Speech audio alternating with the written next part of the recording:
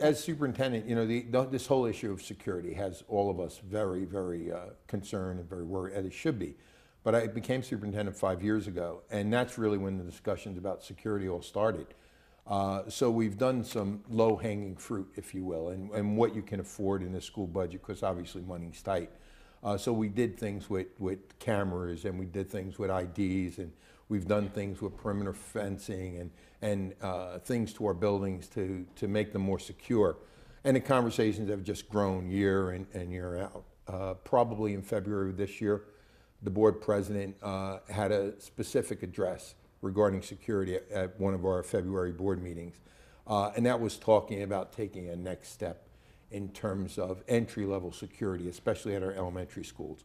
For the past probably 20 years, we've had SROs, which are Bloomfield police officers who are armed in our middle school and our high school.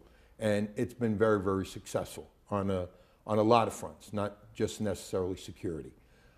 So the conversation started about what can we do to secure the front vestibules and main entrances to all our elementary schools. 6 of our buildings over 100 years old. So the configuration of these older type buildings just in itself makes it difficult to secure. A lot of the parking lots for staff are located in the back. There are multiple entrances in the back of our buildings. It makes it much more accessible and easier for our staff to get in. But over time, we found out that maybe what's easy and accessible may not be the best thing in terms of security. So the discussion started with the board regarding how do we best go about this. We reached out to the New Jersey Department of Education. We've worked with them in the past regarding security, and an individual specifically, Tom Gambino, who works with the department in the capacity of security. And Tom and his crew came down probably 2 years ago and did an assessment of our security, gave us a report, gave us recommendations. We reached out again this year to Tom with concerns about security at the elementary schools, and there was a conversation brewing within the community, obviously after Parkland, that continued to spark a whole lot of conversations about security. So we held a community meeting, I believe it was on March 27th of this year, at which point we invited everyone from the community to come, share their concerns, have a conversation, Tom to lead the conversation, share his level of expertise, which he did on a variety of levels, whether it was kind of what they define as soft security or hard security. In the conversation from parents in the audience were raised about, are we going to have armed guards? And some people were very emphatic about that. And we've had conversations since leading into the development of the budget. So in April, when we approve our budget, we hold a public hearing, which we advertise to the entire community, and we encourage everyone to come. Actually, we move it from this location to a larger venue so we can have a bigger audience. And we provide a time set aside that I make the presentation of everything that's in the budget. The public can come to the podium, ask whatever questions that they like, and the board entertains that conversation, obviously. Part of that budget was an appropriation of $550,000 for armed securities in our schools. Since that budget, a number of parents have reached out to us regarding concerns about the guards being armed. Everybody's in agreement that A, we have to keep children safe. B, we want to keep them safe, but the issue of the gun becomes an issue for us. So we're learning in this process too. And one of the things that we learned is that we don't have a lot of variety of offerings in terms of a vendor who can provide security to us that's unarmed. The SRO, which we currently employ in a lot of school districts do. A private vendor that has armed that are very, very expensive. And then this new classification, I believe was passed by the Christie administration several years ago, that's specifically designed for schools, and that's the Class 3 police officer.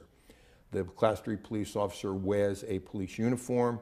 He is supervised by the Bloomfield Police Department and works in conjunction with the Board of Education, wears a patch to specify that he is a Class 3 officer, and works the school day, after which he just becomes a regular citizen again.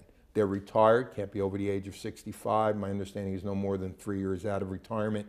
Their weapon is stored in police headquarters. They handle that issue. The advertisement for these officers, we did advertise this weekend in the Star Ledger, was in conjunction with the police director and our liaison, which is Lieutenant Detective Ritchie, which we've worked for years. We have an excellent reputation with the Bloomfield Police Department, and they've been extremely helpful. They do drills in our buildings, and they have done for years, so they become very familiar with the buildings if in an event, God forbid, there's a situation. So there we have a memorandum of understanding with the Bloomfield Police Department that covers a variety of issues, security and beyond. So we've got a really good working relationship there, and we want to hear from the public. We're happy that people are coming to board meetings and sharing. I think the thing that I would like to clear up is that I think it's somewhat unfair to say that the board wasn't transparent in terms of the discussions about security. And I understand, I have 3 children of my own. So being a parent, trying to work, earn a living, just do your life, coming to board meetings twice a month is something that you don't normally do. But we've been talking about the conversation about security and moving it from one level to another and what's appropriate, and reaching out to law enforcement at the State Department, through New Jersey Department of Education, at the county level, at the local level, so that we're learning together with the experts, because they're the ones that are on the front line. They're the ones that are getting the information firsthand as to how these individuals are doing what they're doing and what are the best ways to prevent them.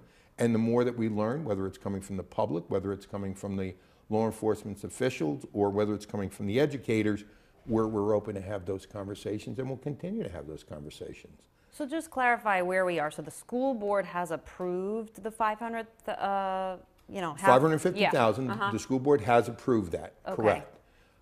We have posted for Class 3 police officers. We are continuing to listen to the public about their concerns, especially about a weapon in the school. We understand that. We understand that we don't want to. This is not about turning schools into prisons. We understand the importance of developing the culture within a school to be a friendly place, to be a safe place, to be a place where young children can come with their smiles every day. And I think one of the things that we've learned from the SROs in the middle and the high school is that the police officer becomes part of the culture of the school in a very positive way. We're also very involved with the DARE program in our schools, and that runs from K to 12. So police officers in our schools are not new to our children or to our teachers. Many of our teachers know the police officers because they visit the schools quite often. We work with a component of the police department that's called community policing. And these police officers are specifically designed to work with the schools, not only to provide security to us in certain events, but also to give them opportunities to interact with children. So unfortunately in our society today, the only time children see police officers is in a negative situation. The police are responding to a situation at a home that might not be pleasant. In the schools, the kids get to see police officers as something else, as someone who's friendly, someone that they can go to for advice. These are not people that we're putting into the schools to discipline our children. That's the role of the principal. They're not being put into the schools to take over the schools. Absolutely not. They're there to, at the principal's request, and we'll get together with the administration, if in fact this is where we end up, to have very specific guidelines of what their roles are going to be in the schools. But under no way, shape, or form are the police officers going to take over with disciplining the schools. That's not part of this plan. Some of the parents I spoke with say they're all for having guards, but why do they have to be armed? And again, I think we go back to the options. What options do we have? One of the things, and it's there's cost factors here, and the cost factors with a private vendor that we've explored probably run somewhere between $15 and $20 an hour, somewhere in there, don't quote me. An SRO is an employee of the Bloomfield Police Department, which can be very expensive. A private firm, now we're getting much more expensive. The SRO Class 3 officer at $25 an hour becomes very affordable, but also comes with a wealth of experience, because this could be someone who's a retired patrolman or a retired chief of police and anything near in between. So they're not only trained in terms of their weapon and what they have to qualify for. But if they had to administer CPR to somebody in the building, they are trained in dealing with the public and dealing with the domestic disputes. So there's a lot of training that they come to us with for $25 an hour, but there's a bigger component, and that's their radio. Their radio and their knowledge together. One of the things we can't buy if we were to employ someone who did not carry a weapon in a school, we cannot get that police radio. That police radio gives that officer immediate contact with police headquarters, and yes, we can do that through 911. What we can't do is relay specific information to the team that's reacting from law enforcement to the school of the specifics in terms that the law enforcement understands. So when they arrive at the scene, they've already been briefed on the situation, where the situation is happening, and in terms that they understand, their police vocabulary. And I think that's a huge piece that the board has also looked at that's made Class 3 police officers attracted to us. But we can, and I don't want to sound, again, like this is a done deal, because it's not. And we want to listen to the public. We've received a number of emails from the public. I've met with several of the individuals that have reached out to you, and we've had some really good conversations. And look, we understand the powerfulness of having a weapon in the building. And do we have too many weapons in the country to begin with? Yes. Is this a uniquely United States unfortunate scenario? It seems like one. That's what the research is showing us. So at the end of the day, we're going to continue to communicate with the public. We're going to listen carefully to what they have to say. And as I said at board meetings, we're more alike than different on this, because at the end of the day, we want security for all of our children. So with Class 3, they have to be armed? That's correct. Yes, we also asked that question as well. Could that be an option for us? The law is very clear that no one can carry a weapon into a public school, even if it's a police officer who is not reacting to a specific situation. They technically would have to check their gun at the door if they were coming for a parent conference and they were carrying their weapon off duty. So the laws are very specific when it comes to weapons. The police department is very specific. They, in the case with the Class 3 officer, they would do the psychological testing. They would be responsible for the qualifying of the gun. They would handle the background checks. It will be a coordination between the police department and us in terms of hiring these individuals, because obviously there are characteristics that can make you a very successful police officer on the street, and those same characteristics can make you very unsuccessful in a school building. So that's something that we're very, very sensitive to. You said it's still an open discussion, so even though the board voted on it, can this decision change? Absolutely, And absolutely. How? Are the public going to vote on it next? I don't think it'll be an issue of, it's not an issue of voting. Okay. It's an issue of the board listening to the community, and at the end of the day, the board has the responsibility to make the decision as to what's going to be in the best interest of security to protect our children. So and we can only do that if we get input from everybody. So it's no. Is it a done deal? No. Are we seriously looking at the armed guards? Yes. Do we want to continue hearing from the public?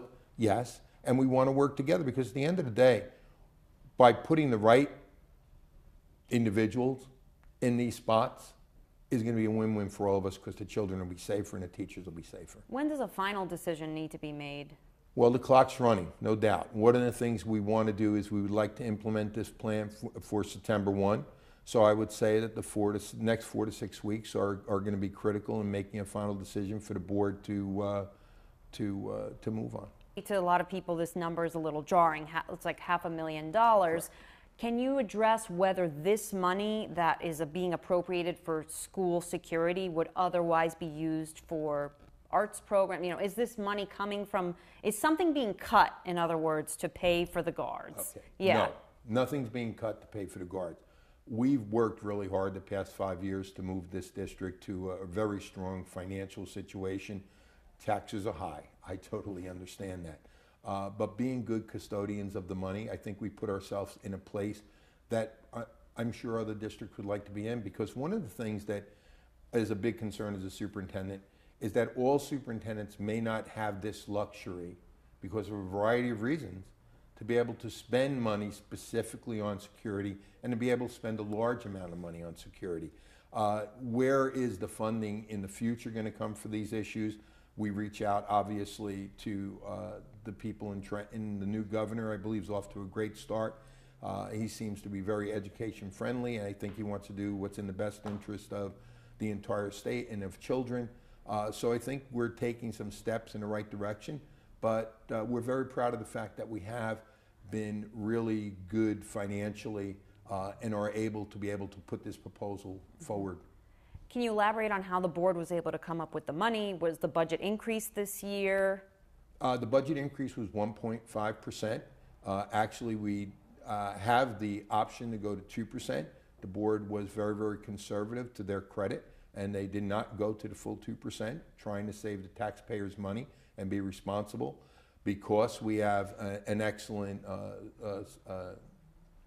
BA, business administrator, who works in conjunction with a really good team here at the administration building, we've been very, very wise with our spending.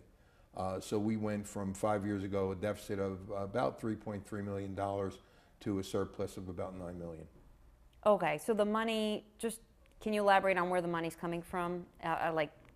Where would it have been used in the past, or did they have to? We budget security every year, so we probably over 5 years have spent about $2.5 million on security. So this issue of, I know it sounds like a lot of money. One budget, I believe we spent about $350,000 solely on security. I don't remember which one at this point. But like I said, over 5 years, we've spent a large amount of money on security, and it is a big piece of our budget here in Bloomfield.